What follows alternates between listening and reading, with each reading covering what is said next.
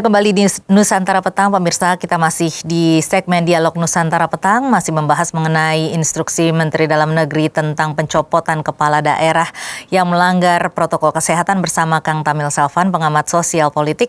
Kang Tamil, ini kalau kira-kira nanti akhirnya instruksi Mendagri ini jadi berlaku atau dilaksanakan, ini kira-kira apakah tidak bisa nantinya menjadi presiden buruk terhadap kelangsungan ke depannya begitu? Apakah kira-kira akan ada lagi hal serupa yang terjadi seperti ini? Ya, jadi saya kira pemerintah dalam kemudian mengambil kebijakan itu tentu sudah melalui kajian.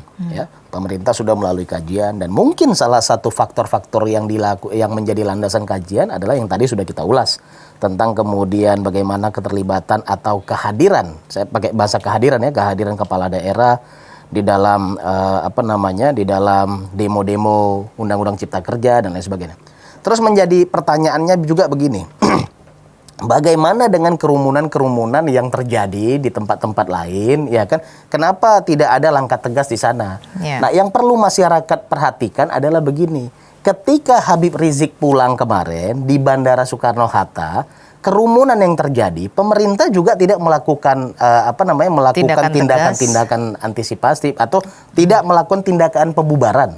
Kenapa? Karena memang itu terjadi sendiri, tidak ada yang mengarrange, kan begitu. Pemerintah dalam hal ini Pemda DKI ya kemudian memberikan sanksi kepada Habib Rizik itu kan karena acara yang dilakukan di kediaman beliau. Yeah. Karena apa? Ada orang yang kemudian membuat acara, ada orang yang mengarrange acara. Dan kemudian apa? Pak Anies datang ke sana pada pagi harinya, kan begitu. Jadi ini yang ditangkap. Jadi jangan kemudian berspekulasi bahwasannya kenapa ada kerumunan-kerumunan di tempat lain pemerintah tidak tidak ambil tindakan gitu. Jadi ini yang juga saya kira perlu masyarakat tahu dan perlu diluruskan. Jadi kalau kemudian kita kembali lagi, apakah hal ini tidak menjadi presiden buruk? Saya kira undang-undangnya sudah ada, ya, undang-undangnya sudah ada dan undang-undang perlu kemudian untuk ditegakkan. Kalau kemudian justru saya nggak katakan apa yang dilakukan Pak Anies ini sudah melanggar undang-undang atau enggak. Saya nggak katakan itu. Itu biar nanti bagian daripada proses-proses hukum yang kemudian menentukan.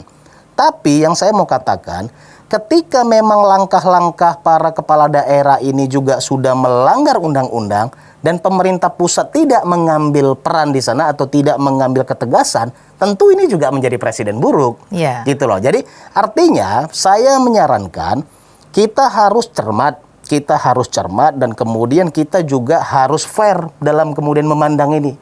Jangan kemudian seolah-olah ada intrik-intrik yang terjadi, dikaitkan itu dengan politik, yang jadi kambing hitamnya selalu pemerintah pusat. Gitu. Ini yang saya nggak setuju gitu loh. Jadi, karena apa? Aktor-aktor politik ini banyak.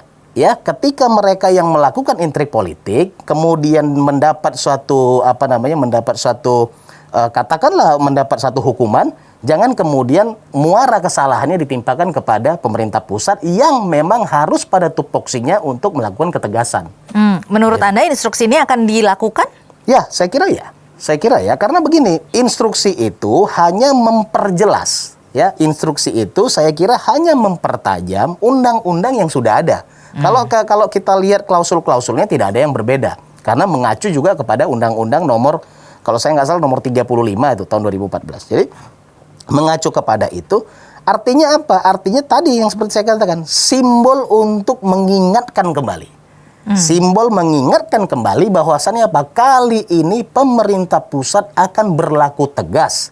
Ketika Anda sebagai kepala daerah yang merupakan perpanjangan tangan pemerintah pusat di wilayah Anda, tidak berlaku sesuai tupoksi Anda sebagai kepala daerah. Kalau tadi istilah Anda adalah simbol untuk pengingat, artinya kan mungkin belum sampai pada suatu tindakan nyata begitu. Tetapi kalau tadi Anda mengatakan bahwa instruksi ini akan dilakukan, berarti kan ada orang yang akan kena begitu ya? Ya, itu tadi saya katakan. Jadi instruksi ini merupakan simbol pengingat undang-undangnya. Nah, undang-undangnya kan memang sudah ada peraturan-peraturan yang ketika peraturan itu dilanggar tentu kemudian ada hal-hal yang harus dibayar, kurang lebih begitu kan. kepala daerah hari ini dalam kita katakanlah Anies yang sudah melakukan itu, kemudian hari ini diproses gitu. Nah, itu yang tadi saya katakan, ini memberi gambaran, memberi efek jerah. Ini memberi gambaran, memberi efek jerah, dan kemudian menggambarkan apa? Menggambarkan sisi ketegasan pemerintah. Makanya saya katakan lagi, presiden buruk ketika pemerintah mengambil keputusan tapi di luar dari undang-undang, itu presiden buruk. Iya, ataupun mengeluarkan peraturan tetapi ataupun instruksi tetapi tidak dilaksanakan. Ya, makanya saya bilang, jadi juga menjadi presiden buruk ketika instruksinya sudah keluar, undang-undangnya ada, kemudian ada orang yang melanggar tapi tidak dilakukan hukuman. Nah, itu juga presiden buruk. Gitu. Nah, kalau begitu tidak hanya Anies Baswedan saja yang bisa kena, tetapi ini saat ini Gubernur Jawa Barat yang sudah diperiksa juga bisa kena dong. Betul. Nah, makanya kan kemudian Gubernur Jawa Barat ini hari ini juga kemarin, Gubernur Jawa Barat kemarin juga mendapat panggilan gitu kan. Dan kemudian bisa jadi, karena kan kita tahu kalau kita bicara konsentrasi massa yang datang itu kan bukan hanya dari Jakarta. Itu ada datang dari Jawa Barat, ada dari Banten gitu kan. Nah, artinya ya sekarang tinggal lagi ada perbedaan-perbedaan. Makanya saya bilang tadi, secara politis Anies ini melakukan simbol yang salah. Apa bedanya Anies dengan Pak Ridwan Kamil? Pak Ridwan Kamil tidak datang menemui Habib Rizik.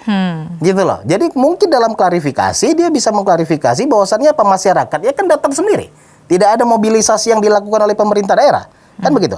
Tapi dari sisi Anies ketika dia datang ke sana sebagai pejabat publik, simbol komunikasi yang ditangkap adalah apa?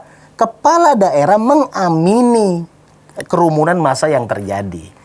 Kalau kemudian ya seperti yang saya katakan tadi, kalau kemudian Anies nggak datang, tapi dia melakukan tindakan-tindakan antisipatif, tentu ceritanya akan berbeda.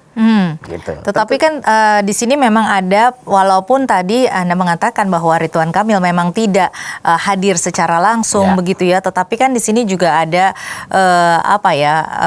pelanggaran protokol kesehatan yang dilakukan karena tidak mungkin kan ketika Rizik pulang itu tidak ada informasi juga dari intelijen, kemudian juga kerumunan massa di situ juga tidak ada informasi begitu, tetapi di situ tetap terjadi kerumunan massa. Nah, apakah ini juga bisa saat ini kan belum juga Kapolda, kemudian juga Gubernur Banten juga belum diperiksa. Ini memang belum atau tidak akan diperiksa kira-kira? Ya, saya kira pasti akan mengarah ke sana. Saya kira pasti mengarah ke sana. Hanya tinggal nanti prosesnya bagaimana, lebih dalam prosesnya itu tergantung dari kajian-kajian hukumnya. Gitu. Jadi artinya ada sisi-sisi yang kemudian dilakukan oleh Gubernur DKI yang tidak dilakukan oleh gubernur-gubernur yang di sekitaran DKI Jakarta gitu. Artinya begini, artinya bukan juga kemudian kita memojokkan Pak Anies, bukan loh gitu. Bukan kita memojokkan Pak Anies. Yang saya sayangkan adalah apa? Kita sama-sama tahu Pak Anies sudah melakukan effort yang luar biasa. Selama kurang lebih 8-9 bulan, effort itu harus kemudian runtuh citranya hanya karena syahwat politik yang ingin citra lebih. Itu yang saya mau katakan. Hanya karena syahwat politik yang ingin citra politik yang lebih. Gitu loh. Nah, makanya saya bilang inilah jebakan-jebakan Batman di dalam politik gitu. Makanya kembali saya sarankan kalau Pak Anies juga dengerin kita ini cepat-cepat ganti itu konsultan politiknya. Gitu. Nah, gitu kira-kira.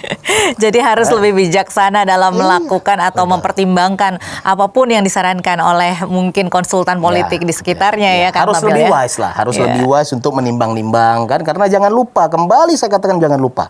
Walaupun sebagai pejabat publik itu adalah aktor politik, dia menggemban jabatan publik yang pertanggungjawabannya itu cukup berat. Nah, itu yang jangan lupa. Gitu. Oke, baik. Kang Tamil, terima kasih banyak sudah bergabung bersama kami di Dialog Nusantara Petang. Dan pemirsa, sampai di sini Dialog Nusantara Petang. Demikian tadi perbincangan kita dengan Kang Tamil Selvan, pengamat sosial politik.